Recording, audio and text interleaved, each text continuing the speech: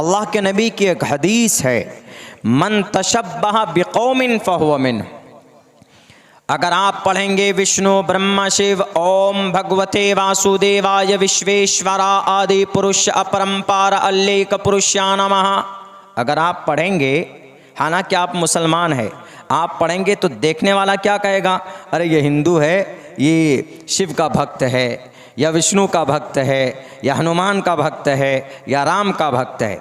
देखने वाला ये समझ लेगा कि ये कुछ हिंदू है, सनातन धर्मी है, तो देखने वाला यही शक करेगा। तो इसीलिए अल्लाह के नबी ने फरमाया कि मन तशब्बह बिकौमिन, कोई ऐसी कौम की मशाबहत इख्तियार करता है, किसी कौम की मशाबहत इख्तियार करता है, तो ये विष्णु ब्रह्मा शिव ओम और हनुमान चालीसा ये सब कौन पढ़ते? सनातन धर्मी पढ़ते हैं। आप पढ़ेंगे तो गोया आपका हुक्म उनमें से हो जाएगा। इसलिए not allowed according to the Islamic शरिया ओम शांति आप नहीं बोल सकते, नहीं पढ़ सकते। मैंने सिर्फ नॉलेज के लिए मैंने अपने मंत्र के अंदर इसको, खुतबे के अंदर इसको शामिल किया है। ये थोड़ी सी गलत फहमी होती है, उसके लिए मैंने ये क्लियर किया, इसको ओपन किया। मैंने कुरान करीम के एक आयत का समझ एक टुकड़ा मैंने पेश किया है। सूरह बकरा है, अलिफ लाम मीम ज़ालिकल किताबु ला रैब फीहि हुदल लिल मुत्तकीन। अलिफ लाम मीम ज़ालिकल किताबु ला रैब फीहि हुदल लिल मुत्तकीन।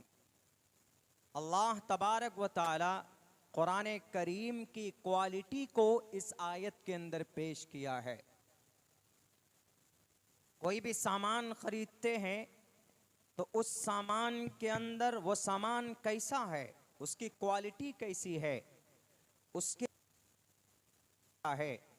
अंदर की मजबूती कैसी है,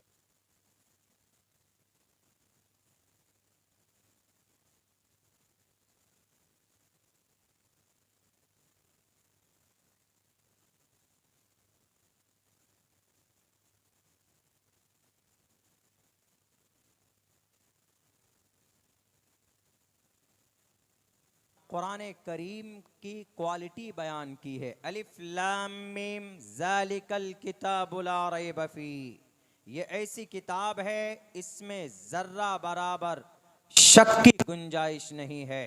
यानी आप इस कुरान में, इस किताब में किसी भी तरह की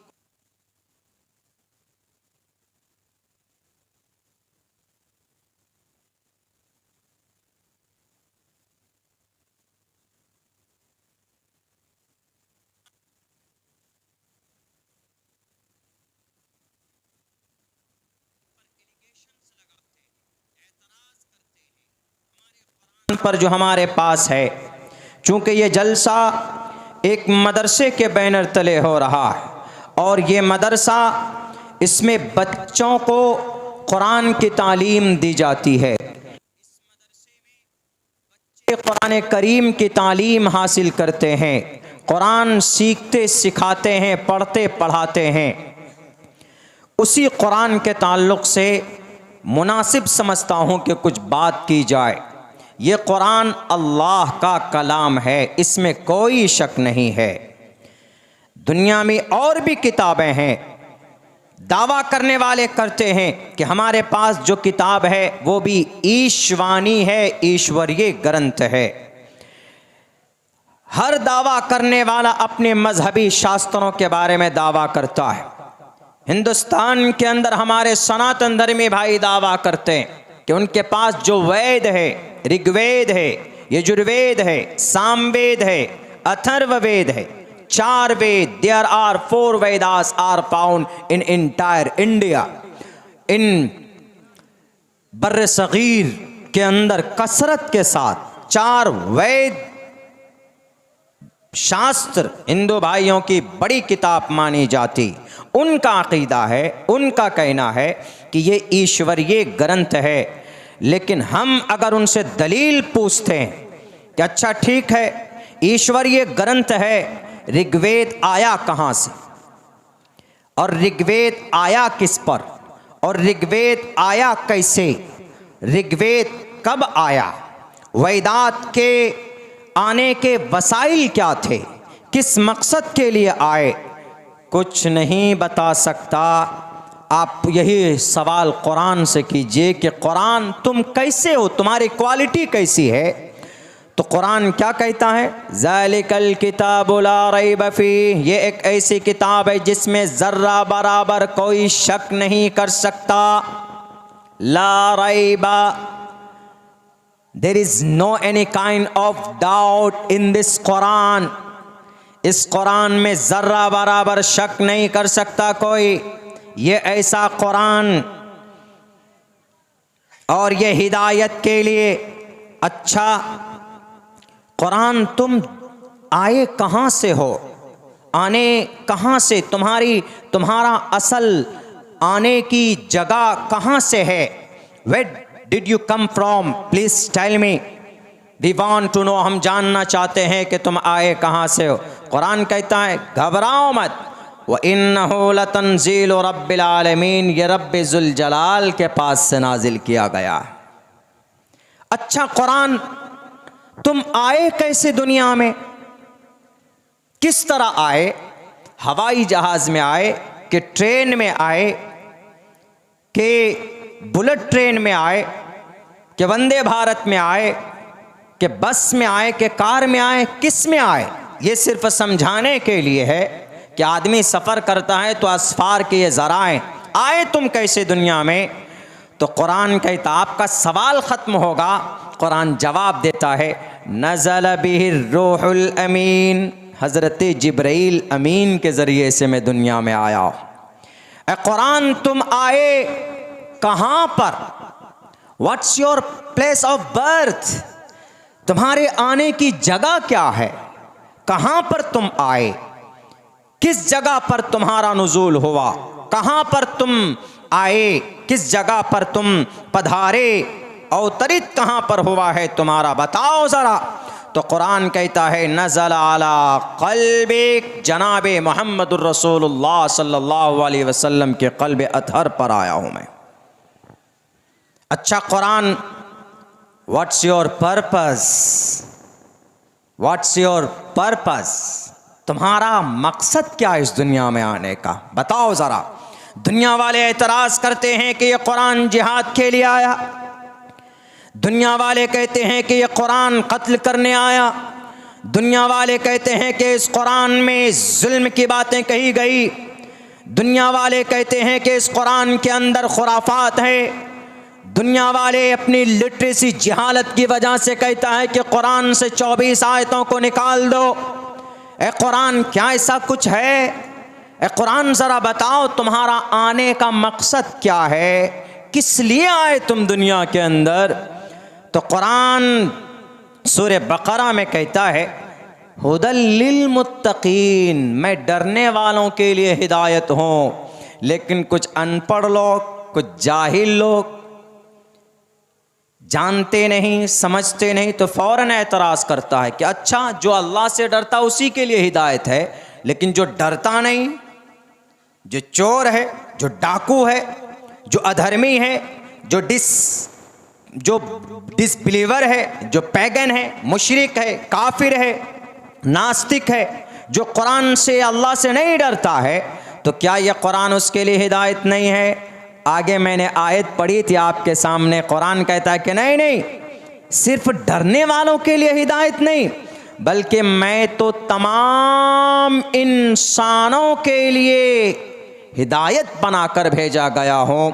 शहरु रमज़ान अल्लज़ी उन्ज़िल फ़ीहिल क़ुरआन हुदल लिन्नास, मैं तमाम मानव जाति, तमाम मानव के लिए मैं हिदायत बनाकर भेजा गया। ये कुरान का तारुफ है, ये कुरान का इंट्रोडक्शन है, यह है कुरान। अच्छा, ये कुरान कब और कैसे नाजिल हुआ? जो सिर्फ ये कुरान करीम की खासियत है, बाकी दुनिया की और भी जितनी किताब, बहुत सारी किताबें हैं। यहूदी लोग, क्रिश्चियन लोग, यहूदी हज़रत मूसा के मानने वाले, क्रिश्चियन हज़रत ईसा को मानने वाले, तफसील से नहीं, इशारतन बताता चलूँगा। उनके पास भी किताबें हैं, उनके पास भी ग्रंथ है, उनके पास भी ईश्वरीय अल्लाह के तरफ से नाजिल की गई किताब है, लेकिन वो किताब सही शक्ल में नहीं, बदल दी गई। शॉर्टकट में यहूदी और क्रिश्चियन दोनों की किताब को मिलाकर आज बाइबल बोलते हैं। बाइबल में 4 किताबें दस्तयाब हैं। बाइबल में मत्ता है, मरकस है, लूका है, यूहन्ना, बरनयास। उन किताबों के अंदर तब्दीली होगी, बदल दी गई। उन किताबों की हिफाजत नहीं हो सकी, उनके पढ़ने वालों ने उनकी किताबों के अंदर कमी और ज़्यादती किए, उनके अंदर अपने अपने मन के मसाइल पैदा कर दिए। जो मसाइल अल्लाह के तरफ से थे उनको निकाल दिया और अपनी ख्वाहिश के मुताबिक मसाइल उसके अंदर ऐड कर दिया गया। टैक्स के अंदर कमी बेशी कर दी गई। ऋग्वेद है, यजुर्वेद है, सामवेद है, अथर्ववेद है।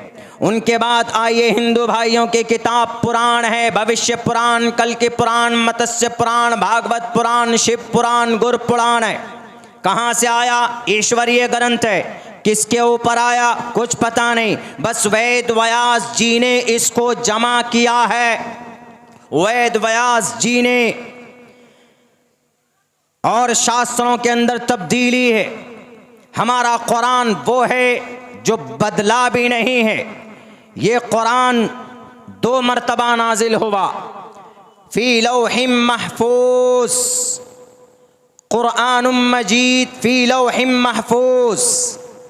2 मरतबा ये कुरान नाजिल हुआ। एक मरतबा लौहे महफूज से अल्लाह तबारक व ताला ने बैत मामूर पर नाजिल किया इस कुरान को। लौहे महफूज में कुरान मौजूद है। अगर आज दुनिया के अंदर ये शराबी, ये कबाबी या यास, ये दीन इस्लाम के दुश्मन, ये एनिमी ऑफ इस्लाम, जो मुसलमान और शरीयत को ख़त्म करना चाहते, अगर ये कुरान को मिटा दें, दुनिया से कुरान के मुसव्वदे को जला दें, कुरान नहीं मिट सकता। उसकी वजह क्या है मैं बताऊंगा आपको आखिर में। अल्लाह ने कुरान को लोहे महफूज से बैत मामूर पर, बैत मामूर क्या है? बैत मामूर जो काबतुल्लाह है, उसी के ऊपर 7वें आसमान में एक इबादत की जगह है, फरिश्ते इबादत करते हैं। अल्लाह ने लोहे महफूज से वहाँ पर कुरान को उतारा एक वक्त में, और वहाँ से कुरान ज़रूरत पड़ने पर वहाँ से हज़रत जिब्राईल के ज़रिए 23 साल की मुद्दत में मोहम्मद रसूलुल्लाह सल्लल्लाहु अलैहि वसल्लम के ऊपर नाजिल किया गया। 23 साल लगे पूरे कुरान को आसमान से लेकर ज़मीन पर आने में। कभी 10 सूरत, कभी 1 सूरत, कभी 3 सूरत, कभी 4 सूरत। जब जब ज़रूरत पड़ता अल्लाह तबारक व तआला कुरान करीम को नाजिल फरमाते। किस लिए? इंसानों के भलाई के लिए। Allah send down to earth and to teach the people what is wrong, what is right.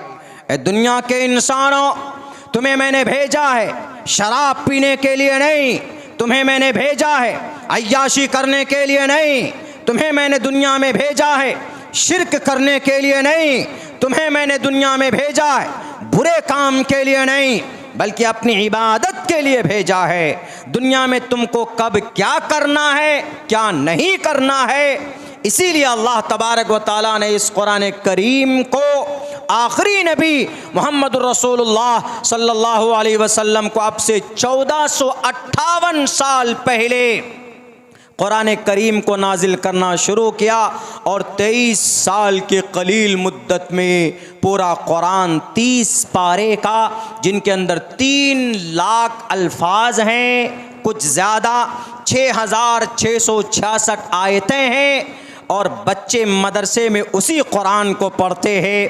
कुछ बच्चे तो 3 साल में, कुछ बच्चे 3 महीने में, कुछ बच्चे 6 महीने में, कुछ बच्चे 7 महीने में कुरान करीम को अपने सीने में महफूज कर लेते हैं। यह अल्लाह का फजल है, यह अल्लाह के तरफ से एक मौजज़ा है कुरान। और ये वो कुरान है, ये वो कुरान है जिसके पढ़ने पर सवाब, जिसको सुनने पर सवाब। अभी कारी साहब कितनी अच्छी तिलावत कर रहे थे, खामोशी से सब कोई सुन रहा था। दुनिया के अंदर तन्हा एक ऐसी किताब है, वाहिद किताब है, जिसको सबसे ज़्यादा बड़े सहल और आसान अंदाज में रिमेंबर बाय हार्ट ज़ुबानी याद की जाती है पूरी दुनिया में। कोई और किताब याद नहीं की जाती, बाइबल नहीं याद की जाती, ऋग्वेद को कोई याद नहीं कर सकता, रामायण को कोई याद नहीं कर सकता। बड़े नाम तो लेते हैं, श्री रामचंद्र जी के मरने और काटने पर तुल जाते हैं हमारे श्री रामचंद्र जी के मानने वाले नौजवान। ज़रा बताए एक मंत्र पढ़कर, नहीं बता सकते वो। ज़रा बताए रामचरितमानस का पाठ करके, नहीं बता सकते। ज़रा बताए वाल्मीकि रामायण के अंदर कितने श्लोक कितने मंत्रा हैं, नहीं बता सकते। मोहब्बत तब हो ना जब आपको पूरी किताब आपके सीने में हो, आपके दिमाग में हो। हमें हमारे कुरान से मोहब्बत है तो बोलो कहाँ पर। अब्दुल्ला सालिम खड़ा होकर सुनाएगा, because I remember by heart from the beginning to the end. मैंने पूरा कुरान करीम को 11 साल की उम्र में हिफ्ज किया था। और भी बहुत सारे हुफ्फाज हैं जो कुरान को आसानी के साथ ज़ुबानी याद कर लेते हैं। पूरी दुनिया के अंदर सिर्फ कुरान एक ऐसी किताब है जिसको आसानी के साथ, बड़े आसानी के साथ ज़ुबानी बच्चे याद कर लेते हैं। कोई दिक्कत, कोई परेशानी भी नहीं होती। और याद करके ऐसे नहीं, बल्कि मरते दम तक याद रखते। रमज़ान में, तरावी में 10 दिन में, कहीं 15 दिन में, कहीं 20 दिन में, कहीं 27 दिन में पुरसुकून अंदाज में पूरा कुरान पढ़ा जाता है। इस वक्त मौजूदा वक्त में 7.5 लाख से कहीं ज़्यादा हुफ़ाज़ किराम भारत के अंदर पाए जाते हैं, कुरान करीम के हाफिज़, जिनके सीने में कुरान मौजूद है। बताओ दुनिया कौन सी किताब है जो ज़ुबानी याद की जा सकती है? कोई किताब याद नहीं की जा सकती। सिर्फ ये कुरान है, ये मौजज़ा है जो याद की जाती है क़यामत तक। ये कुरान, इसके पढ़ने वाले, इस पर अमल करने वाले मौजूद होंगे, क्योंकि दुनिया का गाइडलाइन, दुनिया के अंदर मशाले राह अल्लाह तबारक व ताला ने जो संविधान इंसान को दिया है वह कुरान की शक्ल में है। इंसानों की कामयाबी और इंसानों की भलाई के लिए वो लोग नहीं जानते, नहीं समझते, सिर्फ यही है कि नहीं कुरान के अंदर ये आयत गलत है, इस आयत के अंदर ये बात गलत कही गई है, इस आयत में तो 4 शादी का जिक्र है, इस आयत में तो औरत को निस्फ हिस्सा मिल रहा है, इस आयत के अंदर तो अब मारने की बात कही गई है, इस आयत के अंदर तो जंग की बात कही गई है। पागल हैं वो, बेवकूफ़ हैं जो समझते नहीं हैं, पढ़ते नहीं हैं। अगर तुमको रियलिटी जानना है तो कुरान को पढ़ो, कुरान को समझो। कोई आयत समझ में ना आए तो 10 आयत पीछे से पढ़ो। वहाँ समझ में ना आए तो हमारे उलमा के पास जाओ, मुफ्ती यहया साहब के पास जाओ, तब तुम्हें बताएंगे कि कुरान करीम की इस आयत का क्या मतलब है। ज़ाहिरी देखकर फैसला कर लेना नहीं। कुरान किसी इंसान की लिखी हुई किताब नहीं है। कुरान किसी पार्लियामेंट में पास नहीं किया गया है।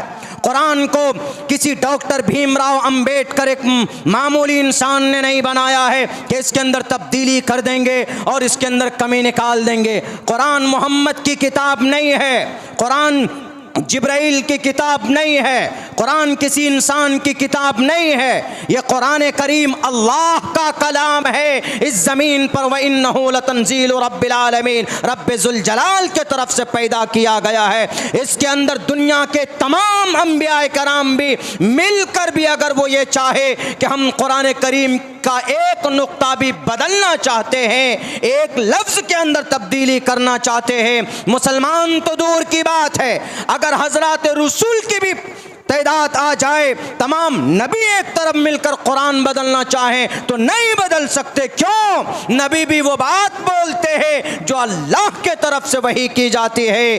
दुनिया के अंदर लिखी हुई किताबें बदली जा सकती है, लेकिन कुरान नहीं बदला जा सकता। क्यों? क्योंकि कुरान अल्लाह तबारक व तआला की नाजिल की हुई किताब है। ये कुरान, इसको देखें तो सवाब, पढ़ें तो सवाब, सुने तो सवाब। बहुत प्यारी खूबसूरत और कामयाब किताब, इंसानों की कामयाबी के लिए जो मनहज और जो बातें बताई गई वो इस कुरान करीम के अंदर है। हमारा यह कुरान, कुछ लोग कहते हैं कि मौलाना आपके कुरान करीम के अंदर ये जो आयत है ये नहीं होनी चाहिए, इसको निकाल दिया जाना चाहिए। हमने कहा क्यों? बोला इस कुरान करीम की इस आयत के अंदर तशद्दुद है, इस कुरान करीम की इस आयत के अंदर सख्ती है। मैंने कल एक बात कही थी कल के जलसे के अंदर में कि जैसे मिसाल के तौर पर कहा कि भाई जैसे ज़िना करने वाले हैं, ज़िना करने वाले हैं तो उसकी सज़ा क्या है? उसकी सज़ा क्या है? पूछिए ज़िना करने वाले की सज़ा क्या? दुनिया में पूछिए कि अगर कोई ज़िना करता उसकी सज़ा क्या है? कोई मुतय्यन सज़ा किसी मुल्क में नहीं है, कमी बेशी होती रहती है। 6 साल 10 साल के अंदर कभी कोई कानून होता है, फिर बदल कर कोई और कानून आ जाता है, संशोधन हो जाता है कानून में। हमारे भारत के अंदर खुद ज़िना के रेप की कुछ और सज़ा थी, अब बदल कर कुछ और सज़ा हो गई है। लेकिन कुरान करीम एक सज़ा देता है। कुरान कहता है अज़्ज़ानियतु वज़्ज़ानी फ़ज्लिदू कुल्ल वाहिदिम मिनहुमा मिअत जल्दा वला तअख़ुज़ुकुम बिहिमा रअफ़तुन फ़ी दीनिल्लाह इन कुंतुम तुअमिनून बिल्लाहि वल यौमिल आखिर वलयशहद अज़ाबहुमा ताइफ़तुम मिनल मुअमिनीन। 18 पारवे में सूरह नूर है, उसके अंदर अल्लाह तबारक व तआला कहता है अगर कोई ज़िना करने वाली औरत और मर्द ज़िना करते हैं वो, तो उन दोनों को लोगों की एक जमात के बीच, उम्मत मुस्लिमा के एक जमात के बीच में उनको 100 कोड़े लगाओ, चमड़े के कोड़े, ऐसे वैसे नहीं, 100 कोड़े ज़ोर से मारे जाएं, तड़पता रहे, लोगों के सामने चीखता रहे और लोगों को देखना चाहिए। वलयशहद अज़ाबहुमा ताइफ़तुम मिनल मुअमिनीन, ताकि दूसरा कोई देखने वाला ज़िना करने की उसकी जुर्रत ना हो, उसकी हिम्मत ना हो। मीडिया वाले डुगडुगी बजाते, हाँ इतनी सख्त सज़ा का ऐलान कुरान में है। पूछो जिसकी बेटी की इज्जत लूटी गई उससे पूछो, जिसकी बहन की इज्जत लूटी गई उससे पूछो, दिल्ली के अंदर निर्भया के माँ से पूछो, हैदराबाद के अंदर प्रियंका रेड्डी की माँ से पूछो, और जुबली हिल के अंदर वहाँ 13 साल बच्ची सी की माँ से पूछो, और हाथरस की उस छोटी सी 19 साल की गुड़िया के बाप से, उनके माँ से पूछो कि तुम्हारी बेटी की इज्जत लूटी गई, तुम क्या सजा चाहते हो? कुरान तो कहता है कि कोड़े बरसाओ, या अगर शादीशुदा हैं तो उनको संगसार करो, रज्म करो, मट्टी में दबाकर कमर तक पत्थर मारकर उसको ख़त्म कर दो। लेकिन कुरान फिर भी क्या कहता है? नहीं, कोड़े बरसाओ अगर कुमारे लड़के हैं वो, अगर उन्होंने रेप किया है तो आप उनसे पूछिए जिनकी बेटी की इज्जत लूटी है। पूछो बिल्कीस से, जिनके रेपिस्ट को 2022 के 15 अगस्त को छोड़ दिया गया, कोख से बच्चे को लेकर उसका मार दिया गया था, उसके परिवार के 7 लोगों को सन 2002 गुजरात के अंदर उनके नज़रों के सामने में बच्चे का सर फोड़ा गया था। उस बिल्कीस बानो के नज़र के सामने उसके बाप का कत्ल किया गया था, उसकी बहन का कत्ल किया गया था, उसकी माँ की इज्जत लूटी गई थी, उसके भाई को मारा गया था, और उन रेपिस्ट को पकड़कर जेल में डाला गया। तो पिछले साल ये कहकर छोड़ दिया गया कि अरे ये तो ब्राह्मण हैं इसीलिए इनको छोड़ दो। याद रखो ये ब्राह्मण जरूर है, लेकिन ब्राह्मण हो कि शूद्र हो, अगर कोई गुनाह करेगा, किसी की बेटी की इज्जत को लूटेगा, तो ईश्वर के सामने में वो पापी होगा, वो मुजरिम होगा।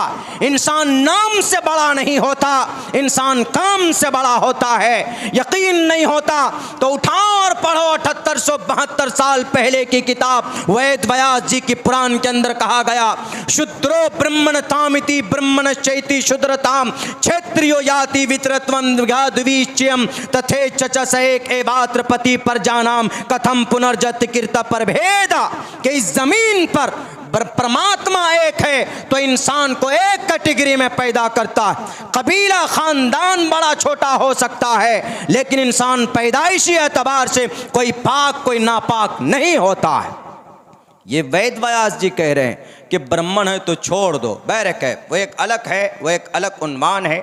अलबत्ता कुरान करीम का कोई भी ऑर्डर बंदे पर जुल्म नहीं होता है, क्योंकि अल्लाह कहता है वमा रब्बुका बिज़ल्लामिल लिल आबीद, अल्लाह किसी बंदे पर जुल्म नहीं करता है, बल्कि वही ऑर्डर अल्लाह देता है जो इंसान अदा कर सकता है, जो इंसान उसको पूरा कर सकता है। ला युकल्लिफुल्लाहु नफ्सन इल्ला वुसअहा, अल्लाह तबारक व तआला ऐसे नहीं ज़बरदस्ती किसी को कहते तुमको यह काम करना है, तुमको 30 दिन के रोज़े रखना है, तुमको 24 घंटे में 5 वक्त की नमाज पढ़ना है, तुमको ज़कात देना है, तुमको हज करना है।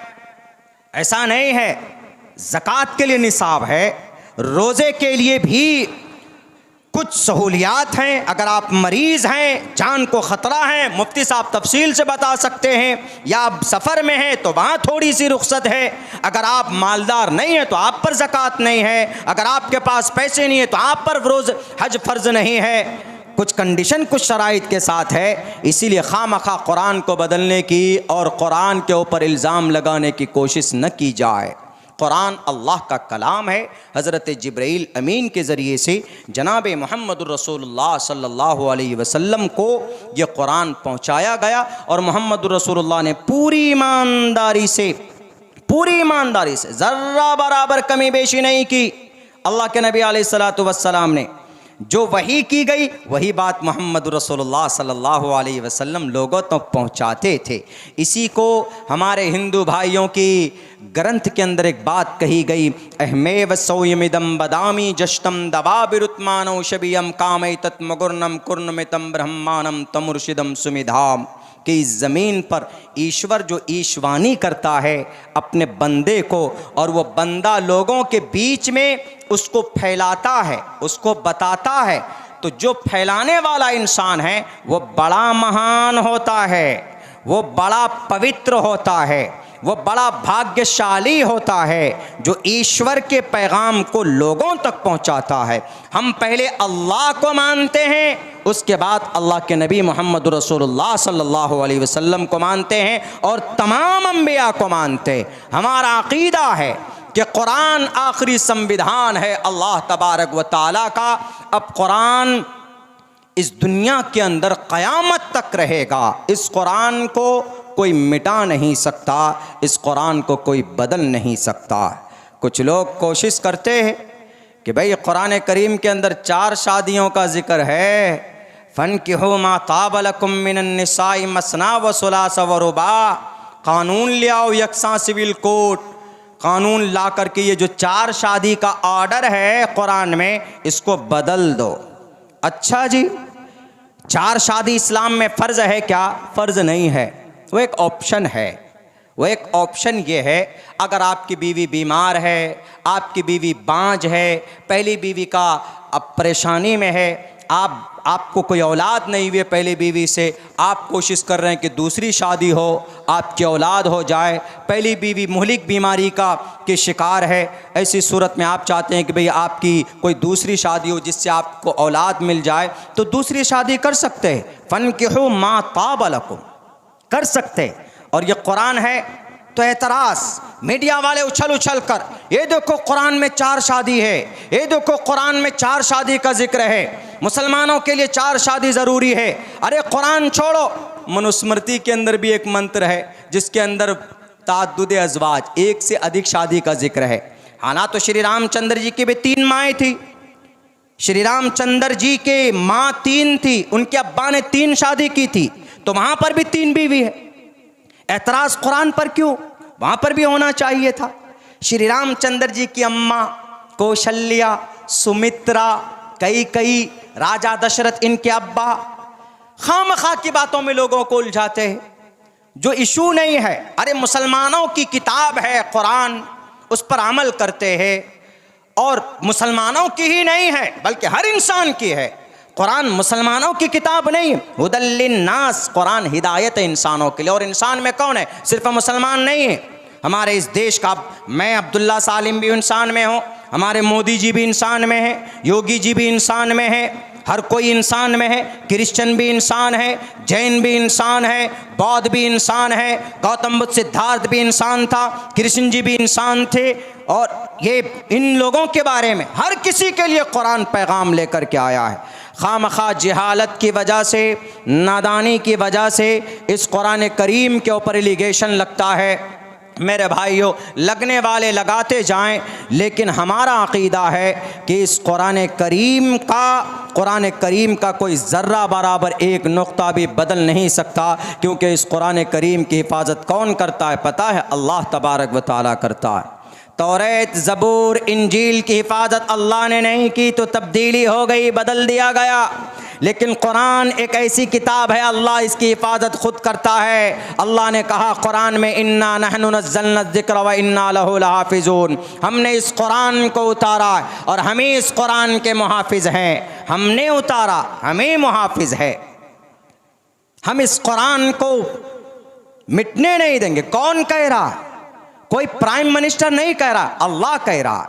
अंग्रेज जब आया था तो मुसलमानों की जमात आती थी लड़ने के लिए, तो अंग्रेज ने कहा इन मुसलमानों को ताकत कहाँ से मिलती है, ज़रा पता करो। किसी ने कहा कि इनके पास कुरान है, और ये जब कुरान की तिलावत करते हैं तो इनकी रूहानी ताकत मजबूत होती है और ये फिर सामने आ जाते हैं, फिर ये किसी से डरते। तो अंग्रेज ने कहा कि कुरान को मिटा दो। तकरीबन 3 लाख कुरान के नुस्खे मदरसों से निकाल कर जला दिए गए। 3 लाख कुरान के नुस्खे, 3 लाख। ये मदरसा कासिमुल उलूम, इसी तरह का एक मदरसा दिल्ली में था। वहाँ एक मौलाना हाफिज साहब, कारी साहब थे। उन्होंने कहा कि अंग्रेज कुरान जलाना चाहते हो, लो इस ताक में भी, इधर भी निकाल कर दिया, कहा लो जला दो। कहा रे तुम तो कुरान को छुपाते, तुम जला क्यों रहे हो? उसने कहा कि कुरान का मुसव्वदा है, ये कुरान का मुसव्वदा है। कहा तो इसको बचा कर रखो, तुमको छुपाना चाहिए था, तुम कह रहे हो कि जलाओ। मैं तो जला ही रहा हूं, तुम्हारा कुरान को ख़त्म करना चाहता हूं और ख़त्म करूंगा।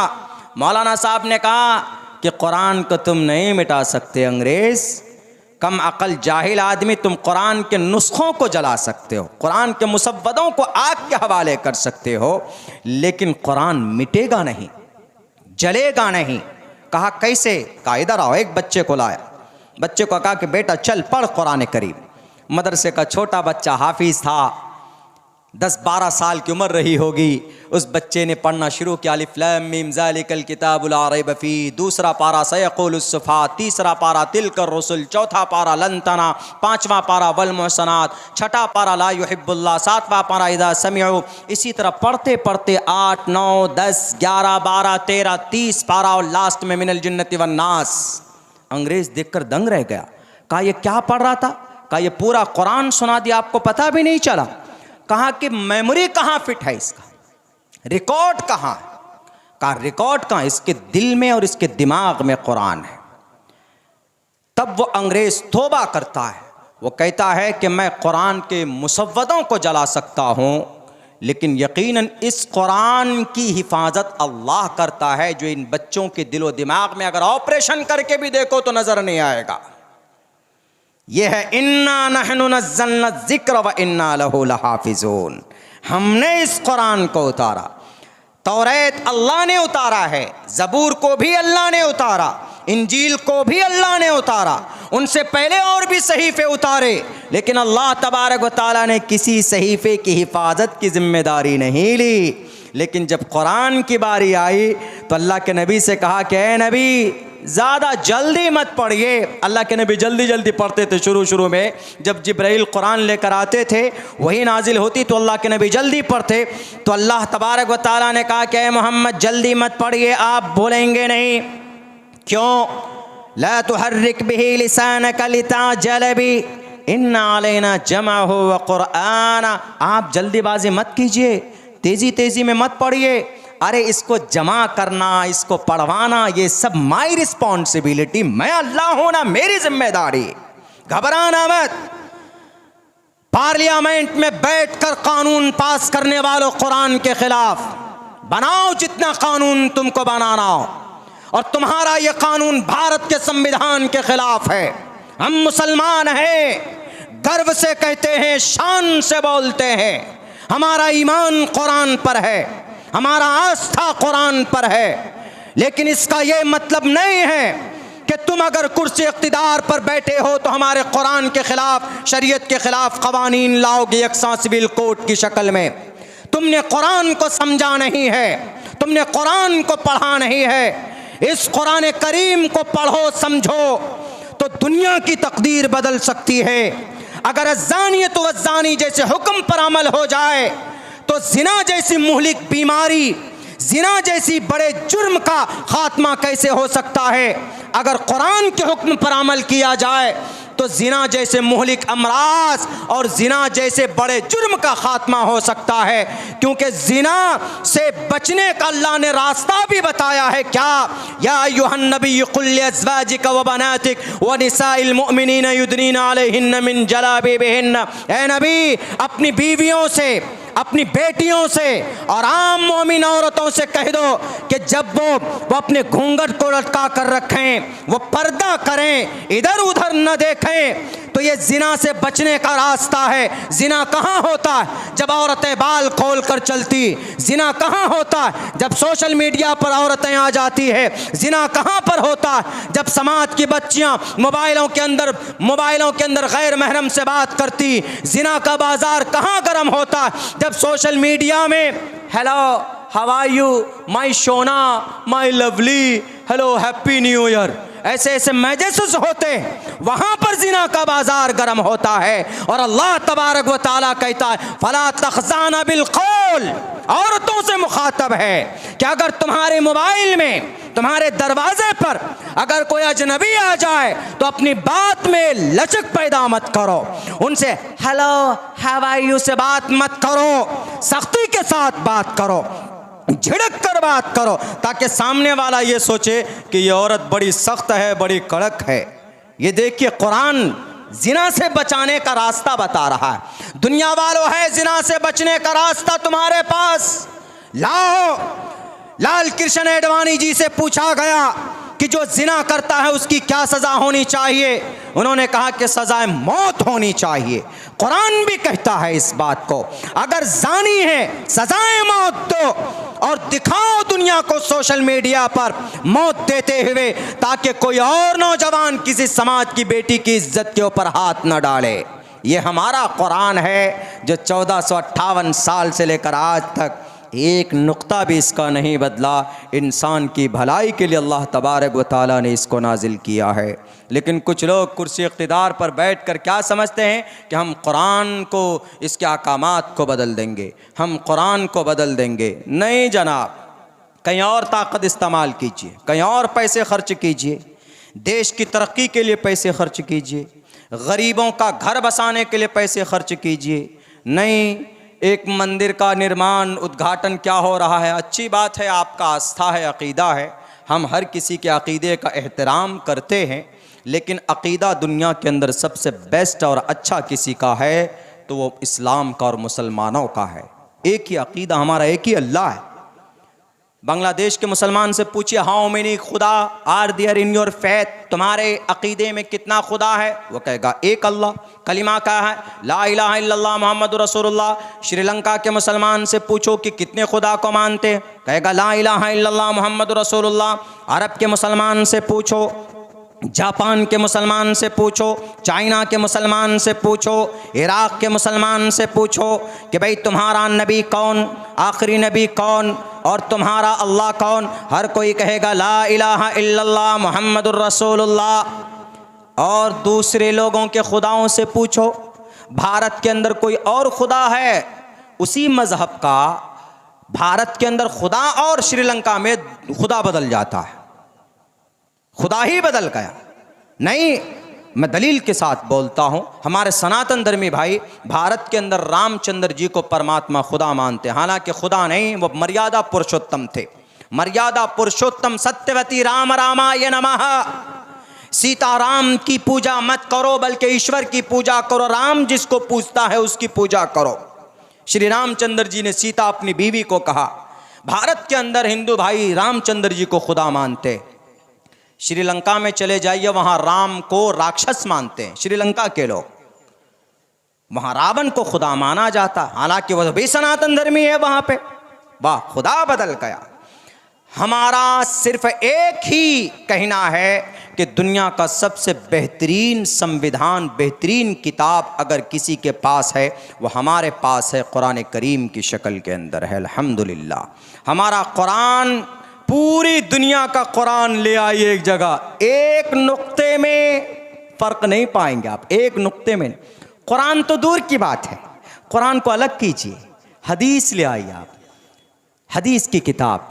हदीस की किताब पता है सबसे बड़ी हदीस की, मोतबर हदीस की असाए सित्ता में से भी बड़ी किताब बुखारी है, उसकी भी हिफाजत होती है, हदीस की भी हिफाजत होती है। हालांकि हदीस डायरेक्टली अल्लाह तबारक व ताला ने नहीं कहा कि मैं इसकी हिफाजत करूंगा, अल्लाह के नबी की पूरी जीवनी और सुन्नत अहादीस के अंदर मौजूद है, लेकिन अल्लाह तबारक व ताला ने उसकी भी हिफाजत की है। मिसाल के तौर पर एक हदीस पढ़िए, बुखारी की सबसे पहली हदीस है, वो मशहूर हदीस है, इन्नमल आमालु बिन्नियात वाली हदीस है। इन्नमल आमालु बिन्नियात, आमाल का दारो मदार किस पर है? नीयत पर है। नीयत अच्छी है तो आमाल आप जो करते हैं उसको सवाब मिलेगा।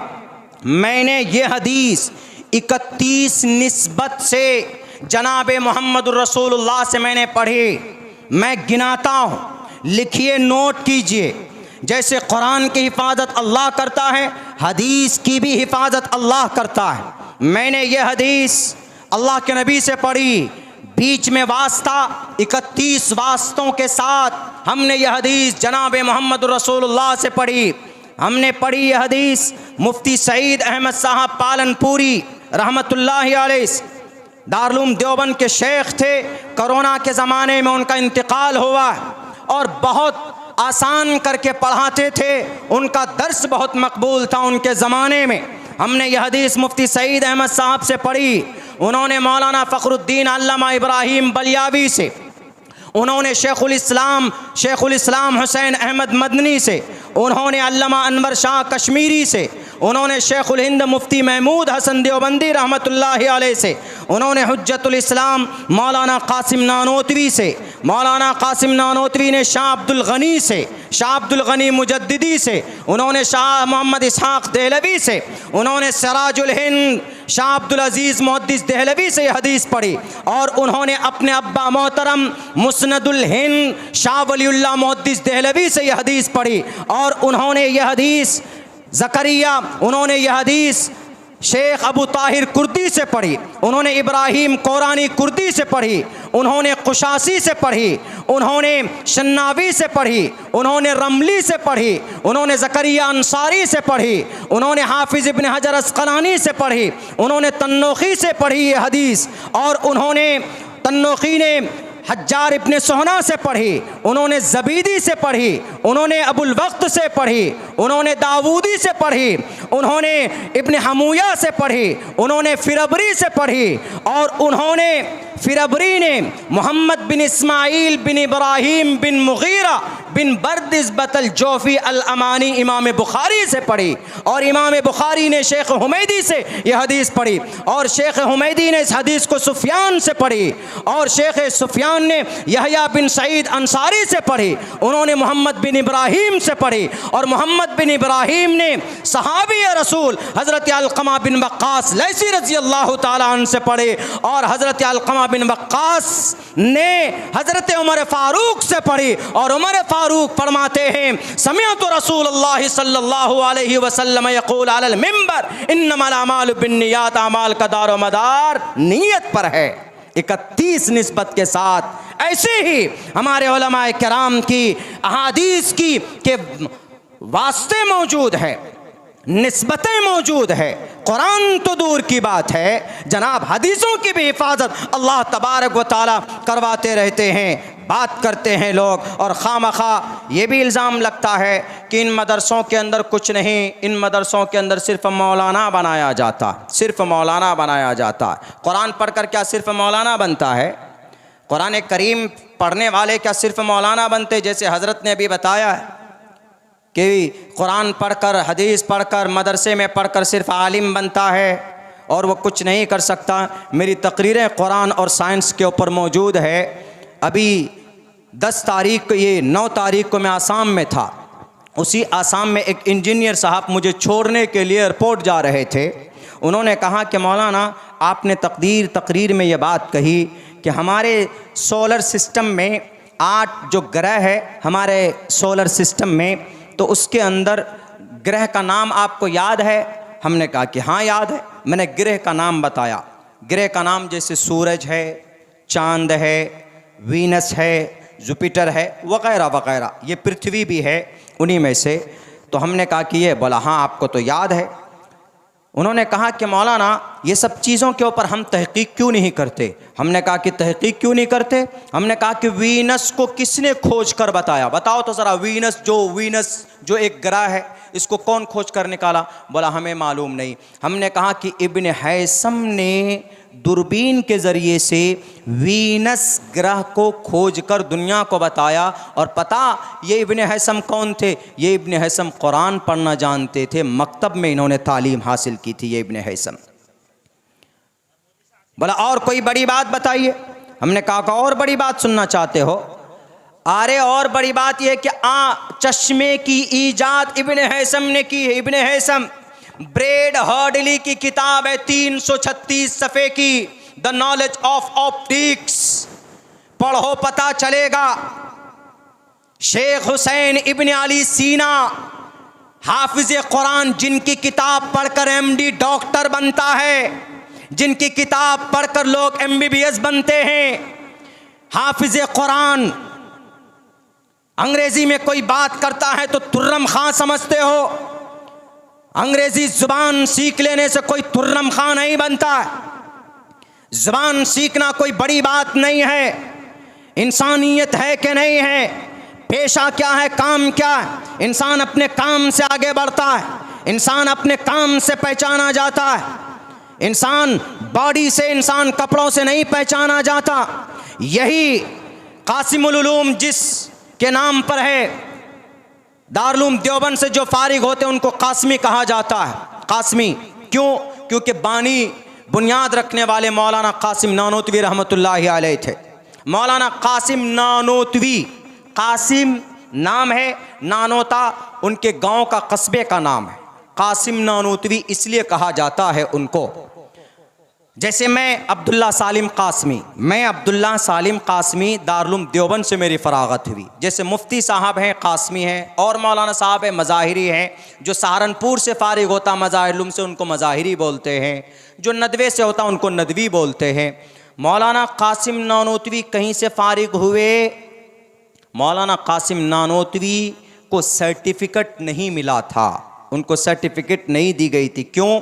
वो जिस अरबी मदरसे में पढ़ते थे दिल्ली के अंदर, तो उस अरबी मदरसे की देखभाल उस वक्त अंग्रेज़ों के हाथ में था, उसकी निगरानी करना। तो मौलाना कासिम नानोतवी पतले थे, एकदम पतले। 49 साल उनकी उम्र हुई, एक कम 50, एक कम 50, 49 साल की उम्र में चले गए इस दुनिया से। पतले थे, एकदम बिल्कुल पतले थे, मोटे कपड़े पहनते थे, यानी ऐसे लगते थे, देखकर आप पहचान नहीं पाएंगे कि ये इतना बड़ा हुज्जतुल इस्लाम, बड़े बड़े पढ़े लिखे, बड़े बड़े पंडितों के छक्के छुड़ा देते थे जब वो मुबासा करने पर आते थे, जब वो डिबेट के मैदान में आते थे। पंडित दयानंद सरस्वती तो नाम सुनकर भागता था कि कासिम नानोतवी आ रहा है, तो एक जगह से दूसरी जगह टप्पला बजाता था, भाग जाता था। बहुत पतले थे, बहुत पतले। लेकिन कासिम नानोतवी, पता है उस मदरसे में जहाँ से उनको सर्टिफिकेट मिलना था, उस मदरसे में अंग्रेज़ था। उस मदरसे में एक सवाल आया। किसका सवाल? मैथ का सवाल, मैथ जिसको हिंदी में, उर्दू में क्या बोलते हैं? हिसाब बोलते हैं, हिसाब व किताब। अरबी में बोलते हैं क्या उसको? फल्यक्तुब बैनकुम बिल अदल, कुरान में मैत का जिक्र कुरान में, आश्चर्य की बात नहीं, हमारा कुरान व अल्लाह हर चीज़ को बयान करता है। फिर पता है जब वो सवाल आया मैत का इस पे स्टेज पे, तो मेरे भाइयों पूरे मदरसे में शोर हो गया। एक ऐसा सवाल है जो किसी से हल नहीं हुआ, किसी ने सॉल्व नहीं किया। मौलाना कासिम नानोतवी आए, देखा, मौलाना कासिम नानोतवी, मौलाना अब्दुल रशीद गंगोही दोनों साथी थे, दोनों एक हफ्ते के आगे पीछे से मदरसे में आए, पूरी तालीम हासिल की। तो मौलाना कासिम नानोतवी ने देखा, फ़ौरन उसके ऊपर उस हल करके भेज दिया। अंग्रेज़ ने कहा कि हाउ ब्रिलियंट, कैसा how sharp minded this guy and this boy, ये लड़का इतना ज़हीन है कि 6 दिन से जो मसला हल नहीं हुआ है वो चंद सेकंडों में हल कर दिया। बुला कर लाओ, कौन है कासिम? मौलाना कासिम बुलाए गए। अंग्रेज़ कहता है कि Qasim we will offer you, हम तुमको ऑफ़र दे रहे हैं। तो मौलाना ने पूछा, कहा कुछ हिंदी विंदी जानता होगा वो अंग्रेज़। तो मौलाना कासिम ने पूछा कि क्या ऑफ़र देना चाहते हो? अंग्रेज़ ने कहा कि भाई हम तुमको हायर करना चाहते, तुमको जॉब देना चाहते, तुमको डीएम के ऑफिस में जॉब देना चाहते। डीएम जहाँ कलेक्टर बैठता है, जज बैठता है, डिस्ट्रिक्ट का सबसे बड़ा ओहदा डीएम का होता है। डीएम उसको कलेक्ट्रेट बोलते हैं, सेक्रेटरेट बोलते हैं। तो कहा कि तुमको नौकरी देना चाहते हैं। कहा क्यों? कहा कि तुम बहुत ज़्यादा ज़हीन हो। तो मौलाना कासिम समझ गए कि अगर मैं नौकरी करूँगा तो इसका नौकर बन जाऊँगा। इसीलिए मौलाना उस मदरसे को छोड़कर निकल गए, मदरसे से सर्टिफिकेट नहीं ली। इसीलिए मौलाना कासिम नानोतवी कोई लक़ब किसी मदरसे का नहीं लगता है उनके नाम के आगे। मदरसा वक्त से पहले छोड़ करके आ गए थे, ये भी वजह बताई गई है। तो पता है मौलाना कासिम नानोतवी क्या जवाब देते हैं? देखिए, मौलाना कासिम कहते हैं कि अंग्रेज़, ये जो तुम डीएम की ऑफिस सेक्रेटरेट की बात करते हो, पता है ये सेक्रेटरेट किसने ईजाद किया? कहता है कि किसने ईजाद किया? चला आ रहा। कहा कि ये सेक्रेटरेट ईजाद करके दुनिया को देने वाला डीएम जहां बैठता है, डिस्ट्रिक्ट के अंदर जो सेक्रेटरेट होता है, समाहरणालय होता है, हिंदी में बोलते हैं, ये इसकी ईजाद, इसकी शुरुआत उमर फारूक रजी अल्लाह ताला अन्हु ने की। पुलिस स्टेशन की शुरुआत उमर फारूक रजी अल्लाह ताला अन्हु ने की।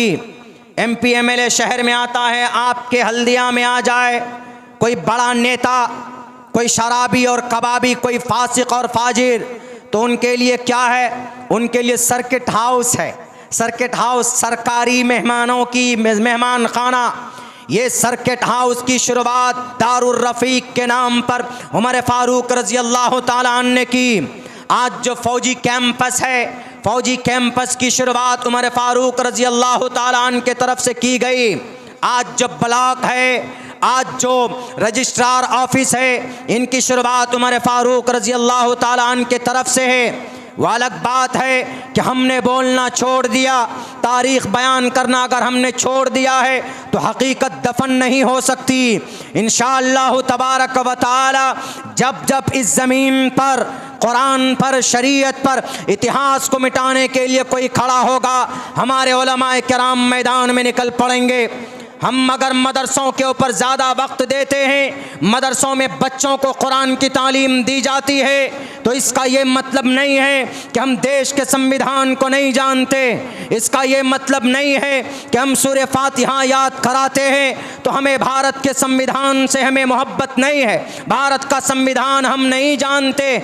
मेरे भाइयों, आज ये कॉन्सेप्ट बनाया गया, आसाम के अंदर 1282 मदरसे बदल दिए गए।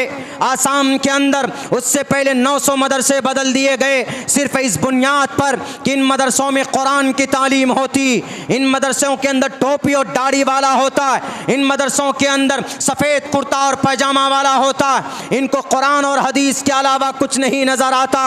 याद रखो, भारत के अंदर नफ़रत परस्तों की जमात हो, तुम्हारे दिमाग में भूसा भरा हुआ है। अगर ये उलमा की जमात न होती, अगर हमारे उलमा मदरसों से न निकलते, तो अंग्रेज़ का खुला मुकाबला अगर किसी ने किया है, हमारे उलमा किराम की जमात ने की है कि नहीं की है? बताओ ज़रा कि कौन था अंग्रेज़ के ख़िलाफ़ मैदान में? सबसे पहले बंगाल मुर्शिदाबाद का नवाब सिराजुद्दौला आया, 1755-57 के अंदर, 1799 के अंदर शेर मैदान, शेर हिंदुस्तान टीपू सुल्तान मैदान में आया। जब 1799 में टीपू सुल्तान शहीद होता है तो अंग्रेज इस देश पर काबिज हो जाता है। अंग्रेज अय्याशी करता है, अंग्रेज इस देश को लूट कर ब्रिटानिया लेकर जाता है, इंग्लैंड लेकर जाता है। उस अंग्रेज के सामने खड़ा होने की ताकत किसी में नहीं थी। आज जो कुर्सी पर बैठे हैं, आज जो दिल्ली में बैठे हैं, अनाप शनाप बातें मदारिस के ताल्लुक से, मसाजिद के ताल्लुक से बोलते हैं, ये उनकी जहालत है, ये उनकी नफरत है। वरना हकीकत तो ये है कि जब अंग्रेज पूरे आन बान शान के साथ इस देश में काबिज हो चुका था, उस वक्त उस अंग्रेज को ललकारने के लिए मौलाना सैयद अहमद शहीद बरेलवी रहमतुल्लाहि अलैह, सैयद शाह इस्माइल शहीद तकरीबन 51 लोगों को लेकर 1831 में बालाकोट की पहाड़ी पर आकर उनका मुकाबला करते हैं। उसके बाद फिर होता क्या, उलमाए किराम 1857 में यही मौलाना कासिम नानोतवी रहमतुल्लाहि अलैह शामली के मैदान में अंग्रेज का मुकाबला करता है। मदरसे से पढ़कर निकलने वाले याद करो, अगर मदरसा ना होता तो शाह अब्दुल अजीज ना होते, जिन्होंने अंग्रेज को भगाने के लिए, उनसे इस देश को पाक करने के लिए जिहाद का फतवा दिया था। हमारे भारत के अंदर, हमारे इस मुल्क हिंदुस्तान में हिंदू भाइयों, मौलाना शाह अब्दुल अजीज मुहद्दिस देहलवी सिराजुल हिंद, उन्होंने ये फतवा दिया कि हर एक मुसलमान पर अंग्रेज के खिलाफ गौर करना, लफ्जों में अंग्रेज के खिलाफ, हिंदू भाइयों के खिलाफ नहीं, अंग्रेज के खिलाफ जिहाद फर्ज है। देश को बचाना है तो जिहाद करना होगा। अगर शाह अब्दुल अजीज जिहाद का फतवा ना निकालते, उलमा मैदान में ना आते, और शाह अब्दुल अजीज कहाँ से पैदा हुए? मदरसों से पैदा हुए। मदारिस ना होते, शाह अब्दुल अजीज ना होता, मदारिस ना होते, तो शाह हाजी इमदादुल्लाह मुहाजिर मक्की ना होते, मदारिस ना होता, तो कासिम नानोतवी ना होते, मदारिस ना होता, कासिम नानोतवी ना होते, तो शेखुल हिंद ना होते, शेखुल हिंद ना होते, तो बताओ जरा शेखुल इस्लाम होते क्या? नहीं होते। इस देश के अंदर उलमा ना होते। अगर उलमा ना होते तो 65,000 उलमा ने कुर्बानी देकर इस देश को आज़ाद किया। अगर मदारिस में पढ़ाने वाले उलमा ना होते तो आज ये देश अंग्रेज़ का ग़ुलाम होता, ये देश आज़ाद नहीं होता। ये तारीख़ हमारी रही है। क्या बोलते हैं? नहीं, मदरसों के अंदर कुरान सिर्फ पढ़ाया जाता है। तो क्या कुरान पढ़कर कोई डॉक्टर नहीं बनता? बताओ तो ज़रा, सबसे पहला डॉक्टर कौन है? सबसे बड़ा स्पेशलिस्ट, चीर फाड़ करने वाला ऑपरेशन। इसके ऊपर मैंने बहुत सारे स्पीचेस दिए हैं। चीर फाड़ करने वाला ऑपरेशन जिसको बोलते हैं, ऑपरेशन में डॉक्टरों से पूछो कि वो जो सीजर, कैंची, ब्लेड, वो जो कुछ आलात छोटे छोटे होते हैं, इंस्ट्रूमेंट्स, छोटे छोटे आलात होते हैं ऑपरेशन करने के, ज़रा पूछिए तो इन छोटे छोटे औजार को कौन बनाया? मदरसे का एक तालिब इल्म अबुल कासिम अज़हरावी ने बनाया है कि नहीं बनाया है? बताओ, बताओ यूरोप, बताओ दुनिया वालों, कुरान पर एलिगेशन लगाने से पहले बताओ।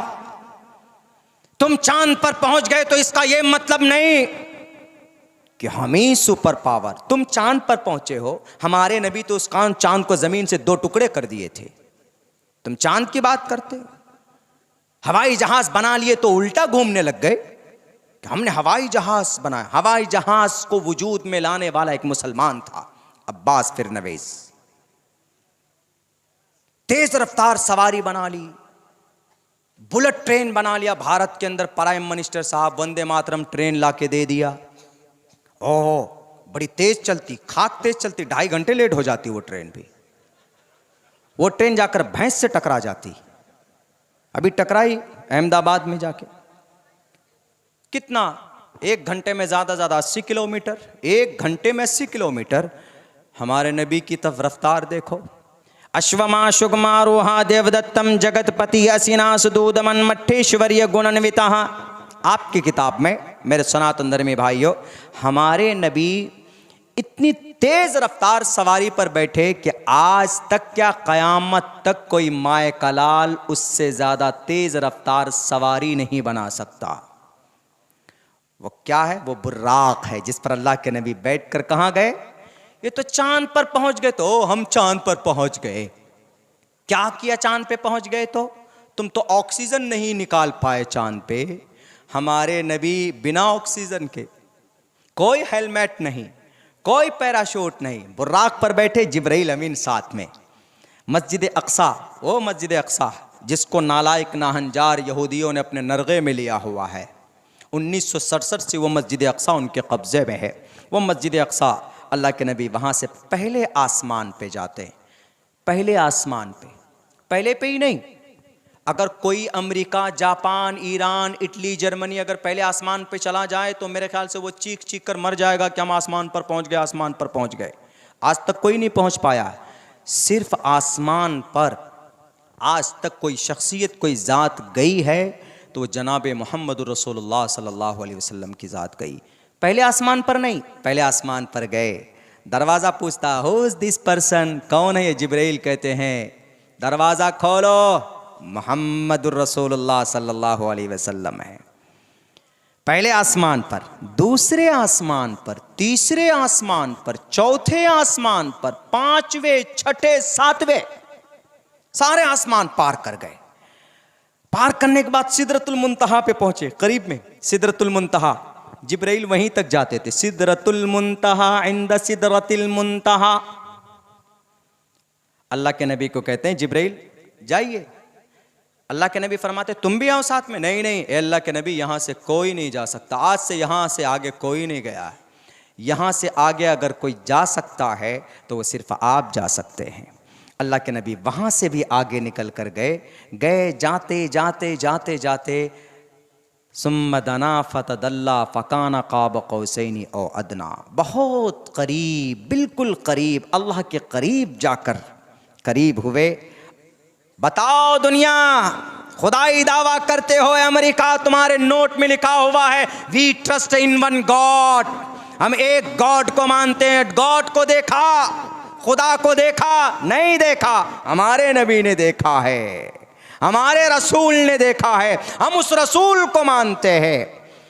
आज तुम बुलेट ट्रेन बना लेते हो, रॉकेट बना लेते हो, जहाज बना लेते हो तो गर्व करते हो। हमारे नबी तो बुर्राक पर बैठ कर गए और उसकी रफ्तार इतनी थी कि अगर आदमी 1,00,000 किलोमीटर देख सकता है तो उस बुर्राक का पहला कदम 1,00,000 किलोमीटर तक जाता है, इतनी रफ्तार थी। फिर भी गर्व नहीं किया हमारे नबी, गए अल्लाह के करीब। वहाँ नमाज जैसी बेहतरीन दीन का एक अहम फरीज़ा अल्लाह तबारक व तआला ने सौंपा कि नबी ये जाइए, नमाज है, ये आपके लिए, आपके कौम के लिए, नमाज जैसी इबादत लेकर इस दुनिया में आए। फिर प्रोसेस हुआ, वापस किए गए, रास्ते में मुलाकात हुई, जन्नत और जहन्नम। आजकल तो लोग जन्नत और जहन्नम की बात करते हैं, लेकिन जन्नत और जहन्नम को देखा किसी ने नहीं देखा, हमारे नबी ने देखा है। स्वर्ग को किसने देखा? मोहम्मद रसूलुल्लाह ने देखा। नरक को किसने देखा? मोहम्मद रसूलुल्लाह सल्लल्लाहु अलैहि वसल्लम ने देखा है। ये है कुरान के मानने वाले। कुरान जिस शख्सियत पर अवतरित हुई और उतारा गया, ये है वो शख्सियत, ये है वो अल्लाह के नबी अलैहिस्सलातु वस्सलाम। हम उस नबी को मानते हैं और उस नबी की सुन्नत के मुताबिक ज़िंदगी गुजारना चाहते हैं। मेरे भाइयों, वक्त चूँकि काफ़ी हो चुका है,